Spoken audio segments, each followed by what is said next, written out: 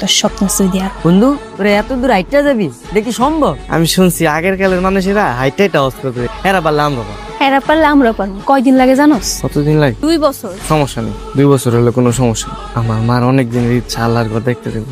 আমি আমার মায়ের এনে হজ করতে যাবো। চাচা আপনার কি মনে আছে 2 বছর আগে আমার আম্মা যে আপনার একটা ছোট ছাগলের বাচ্চা দিছিল? ছাগলটা আমি নিতে আইছি, আমার লাগবে। আচ্ছা খারাপ, আমি আসতেছি। এই যে অমরকে বাইতে যা। আল্লাহ আপনার ভালো করুক চাচা।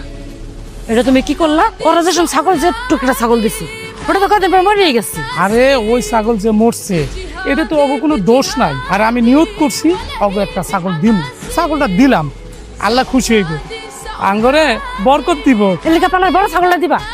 যত সব।